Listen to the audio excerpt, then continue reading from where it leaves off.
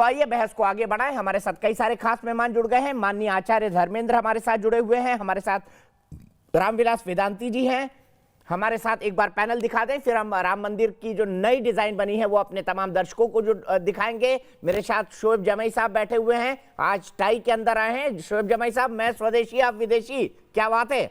आचार्य धर्मेंद्र जी को मैंने, एहतेशाम जी भी मेरे साथ हैं, मेरे साथ इकबाल अंसारी जी भी हैं और रामविलास वेदांती जी भी हैं। मैं आ गया हूं, उससे पहले सबसे पहले दिखाता हूं एक 3D एनिमेशन आया है जो नया श्री राम जन्मभूमि का मंदिर बनेगा, रामलला का मंदिर बनेगा। ये देखिए, ये विशाल मंदिर होगा, 89 एकड़ का इसका पूरा परिसर होगा।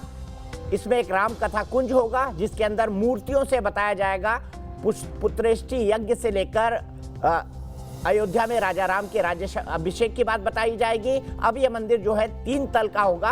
अब इसकी ऊंचाई पहले 141 फीट थी, अब 161 फीट होगी। ऊपर धर्म ध्वजा लहराएगी और आप इसकी देख सकते हैं, पहले इसकी चौड़ाई जो थी वो 160 फीट थी, लेकिन अब इसको 235 फीट कर दिया गया है। पहले 2 तल का था, अब 3 तल का होगा। और इसकी लंबाई पहले 310 थी, अब 360 कर दी गई है, क्योंकि पूरे साधु संत और देश के आम जनता चाहती थी कि एक बड़ा मंदिर बने। ये देखिए, ये 5 मंडप होंगे, पहले 3 मंडप होना था। एक कीर्तन मंडप, एक नृत्य मंडप, एक रंग मंडप, एक गूढ़ मंडप और एक मुख्य शिखर और एक प्रार्थना मंडप। जो गर्भगृह होगा वो सबसे नीचे होगा और राजा राम का जो दरबार होगा वो पहले तल पर होगा। पहले तल पर राजा राम का दरबार होगा और गर्भगृह निचले तल पर होगा। जहां पर रामलला की मूर्ति विराजमान थी, वहीं पर रामलला विराजमान होंगे, वहीं पर गर्भगृह बनेगा। यहां पर 40 किलो चांदी की ईंटें भी रखी जाएंगी शिला पूजन के वक्त, ऐसा आर्किटेक्ट ने हमें बताया है।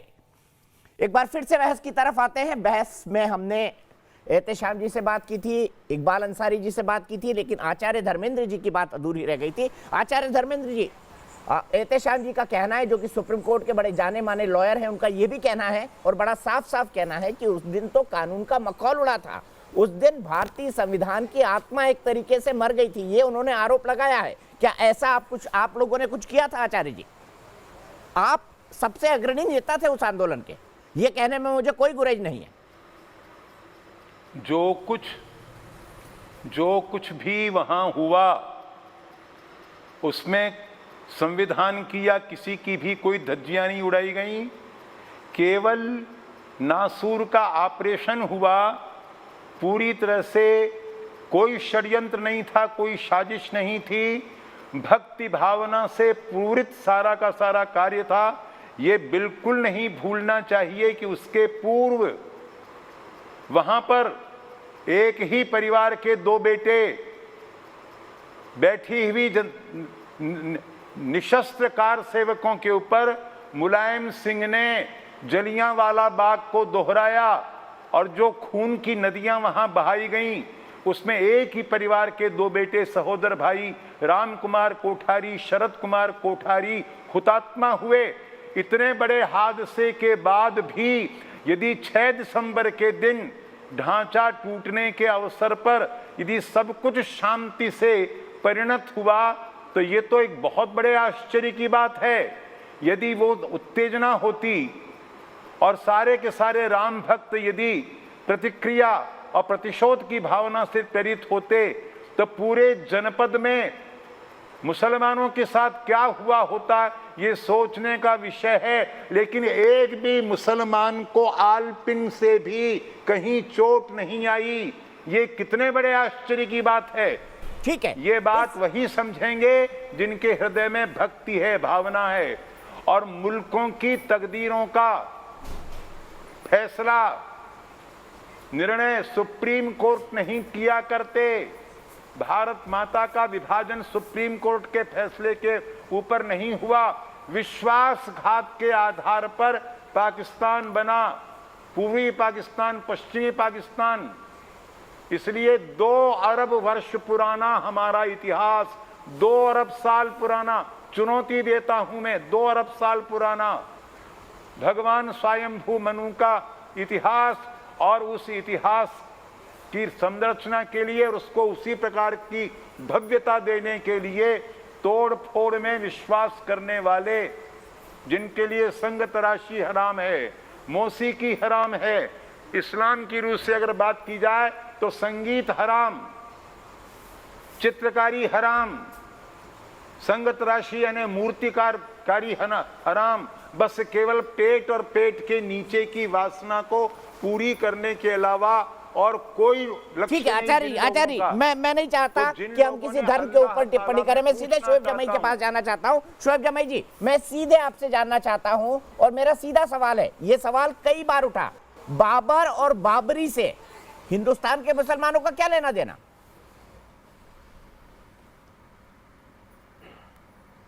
नहीं, मैं तो जब इसका फैसला आया था उस वक्त भी बधाई दिया था और आज भी बधाई दे रहा हूं कि बाबरी की लाश पर आप एक मंदिर निर्माण कर रहे हैं, आपको मुबारकबाद हो। मैं वही हमेशा तो पूछ बधाई रहा हूं, देता हूं, बाबर और आज भी बाबरी दे रहा से हूं। हिंदुस्तान लेकिन इस के बात को मुसलमान हमेशा- का क्या लेना देना? बाबर आपके पूर्वज तो थे नहीं, विदेशी आक्रांता थे शोएब जमाई। बाबर लुटेरा था, देखिए, डकैत बाबर से था, लेना देना हो आतंकवादी या था। ना हो, लेकिन जो और मस्जिद, आदर पूर्वक बोलिए ना, थे क्यों बोल रहे हैं? ये क्या बीच में कोई नहीं बोल रहा, क्या बोलिए शोएब जमाई, एक-एक आप करके बोलिए। क्यों बोल रहे हैं? भाई शोएब एक-एक जमाई की करके टाई सुन भी लीजिए। दिखाइए आज प्लीज। शोएब जमाई का फ्रेम थोड़ा देखिए, वाइड करिए, टाई दिखाइए उनकी। जी बोलिए, बाबर और बाबरी से भारतीय मुसलमानों का क्या लेना देना? बाबर कोई भारतीय तो थे नहीं, विदेशी आक्रांता थे, तोड़फोड़ मचाई उन्होंने देश के अंदर। देखिए, वो सवाल आपने बहुत पहले भी कई बार पूछ चुका। आज जो मुद्दा है उस पर हम लोग कंसंट्रेट करते हैं। देखिए, प्रधानमंत्री मोदी जी जो है वो भूमि पूजन के लिए जा रहे हैं अयोध्या। मैं समझता हूं कि ऐसे वक्त में जब हमारे यहाँ 12 लाख लोग कोरोना से संक्रमित हुए, आपने कहा कि 45,000 लोग संक्रमित हुए, आज ही एक ही दिन में 700 से ज़्यादा लोग मर गए, तो ये बहुत ही इर्रिस्पॉन्सिबल बिहेवियर है प्रधानमंत्री की तरफ से कि ऐसे वक्त में रिलीजियस गैदरिंग में जाके शामिल हो रहे हैं। कहते हैं कि 150 लोग जमा होंगे। क्या ICMR ने कहा है कि 150 लोग से कोरोना नहीं फैलेगा? तो ये जगह जगह, जैसे बीजेपी के जो कार्यालय है बिहार में, वहाँ पे आरजेडी से 75 जुड़े लोग हुए हैं कोरोना ना, संक्रमित हो आपके गए। नेता पूरे तो बिहार में पिकनिक मना कोरोना रहे थे फैलाने 50 की लोगों को ले जाके। आपके नेता तेजस्वी यादव को माफी मांगनी पड़ी। आप आरजेडी से ही जुड़े हुए ना, टाई पहने हुए हैं, वो ठीक बात है, लेकिन आपके 4 विधायक वो झरने पे ले जाके वो पिकनिक मनवा रहे थे लोगों को। आपके ही नेता तेजस्वी यादव ने माफी मांगी है।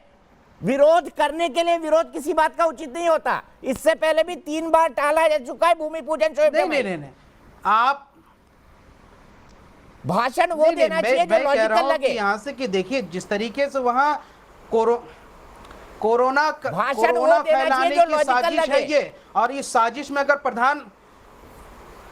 अगर इस साजिश में प्रधानमंत्री भी शामिल होना चाहते हैं तो फिर उनको मुबारक हो। तिरुपति में 114 लोग पॉजिटिव हो गए और वहां उसके बाद भी कपाट बंद नहीं किया। यहाँ जबलपुर MP में सरसंघ ये RSS के कार्यकर्ता जाकर के कोरोना फैला रहे हैं। अरे पूरे दुनिया देश में कोरोना फैलाने का ठेका लेके रखा है क्या? क्या किया मतलब था? कर क्या रहे हैं? ये कौन सा धर्म यूज कर रहे हैं आप लोग? क्या किया था जब गाइडलाइन चल रही थी? तब क्यों वकालत करते थे मौलाना साहब की? क्यों भटक रहे विषय से? शोएब जमाई जवाब दो ना, बाबर और बाबरी से हिंदुस्तान के मुसलमानों का क्या लेना देना? जवाब दीजिए इस बात का। कोरोना पर ज्ञान दे रहे। देखिए, एक बात आप याद रखिए, चचा था, ताऊ था, फूफा था, क्या था बाबर? मस्जिद हमारी चचा था, ताऊ था, फूफा था, क्या था? बाबर क्या था? सर देखिए, मैं जानता हूं आप सरकार के और प्रधानमंत्री के बड़े चहेते पत्रकार हैं सर, आपको उनके पर्स का भी पता है, लेकिन मेरी भी तो सुन लीजिए सर। मैं आपकी इतनी हैसियत का नहीं हूं, मेरी बात सुन लीजिए ना 30 सेकंड से। मैं सिर्फ इतना कहना चाहता हूं कि बाबरी मस्जिद और बाबरी मस्जिद की यादें हमारे लिए मरते दम तक, और आने वाली नस्लें भी इसको याद रखेगी। आपको मुबारक हो कि एक मस्जिद को शहीद करके आप मंदिर बना रहे हैं। आपको मुबारक हो। किसी ने मंदिर तोड़ी नहीं तोड़ी किसी ने नहीं देखा, लेकिन 1992 में मस्जिद तोड़ी गई, उसको पूरी दुनिया ने देखा, कोई डिनाई नहीं कर सकता। और जो जज साहब थे देने वाले फैसला, उसको तो बीजेपी ने राज्यसभा पहुंचा दिया। वेदांती जी, इनको ये छाती पीट रहे बाबरी मस्जिद टूटने के लिए, क्या कहेंगे इनके लिए?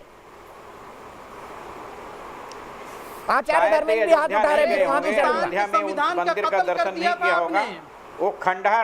वो खंडहर था, मस्जिद का कोई चिन्ह नहीं था। मस्जिद में परिक्रमा नहीं होती, मस्जिद में देवी देवताओं की मूर्ति नहीं होती। मस्जिद में हनुमान जी नहीं होते, मस्जिद में शंकर जी नहीं होते, मस्जिद में दुर्गा की मूर्ति नहीं होती, मस्जिद में गणेश की मूर्ति नहीं होती, वहाँ सभी देवी देवताओं की मूर्तियाँ थी, तो मस्जिद कहाँ थी? वहाँ तो राम जन्मभूमि मंदिर का खंडहर था। हमने मस्जिद को नहीं तोड़वाया, हमने मंदिर के खंडहर को तोड़वाया है। इनको पता नहीं है, शायद अयोध्या गए नहीं होंगे। वहाँ मंदिर का खंडहर था, वहाँ मस्जिद की कोई चिन्ह भी नहीं था, कोई नाम नहीं था।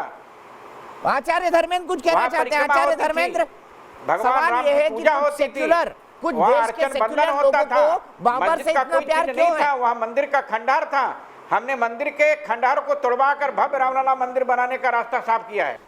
जयपुर से उनका नाम है रामेश्वर शर्मा जी। रामेश्वर शर्मा जी, आपको क्या लगता है इन केसेस का चलने का कोई औचित्य है क्या? आप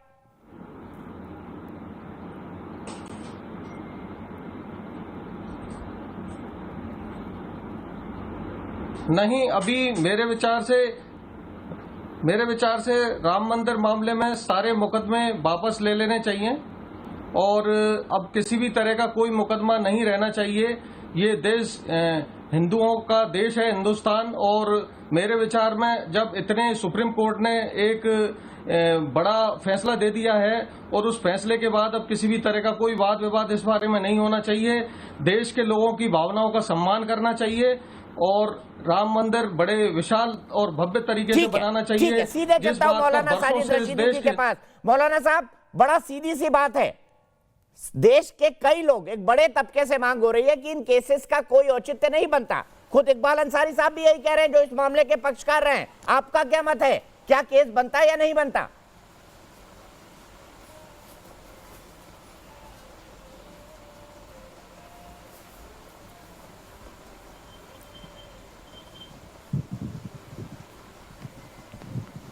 चलिए, आखिरी सवाल, मैं सवाल चूंकि एहतेशाम साहब से ले चुका हूं, इसीलिए हमारे शोएब भाई से पूछता हूं। शोएब भाई, केस चलना चाहिए नहीं चलना चाहिए?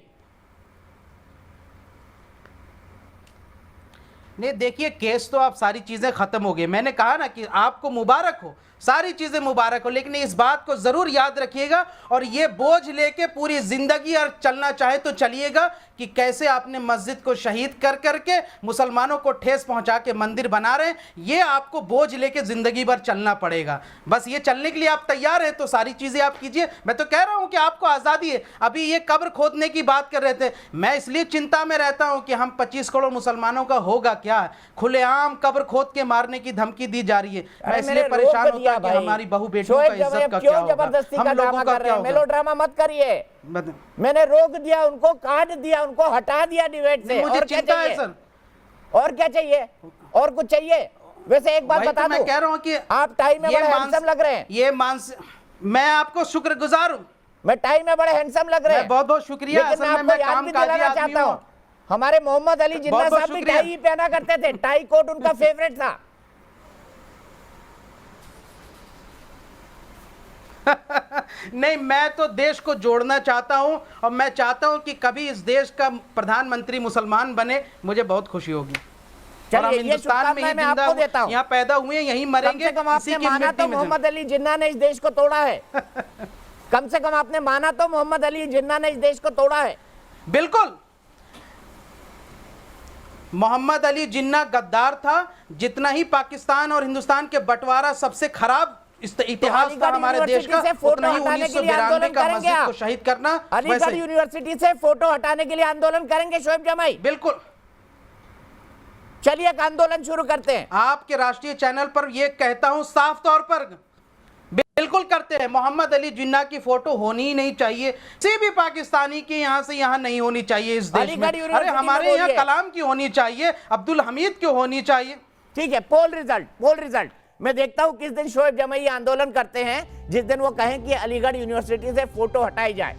तो आज का हमारा पोल क्या था? हमारा पोल था, क्या बाबरी विध्वंस से जुड़े केस वापस होने चाहिए? जो केस लालकृष्ण आडवाणी जी पर चल रहे हैं, मुरली मनोहर जोशी पर चल रहे हैं, ऐसे कई सारे लोगों पर केस चल रहे हैं।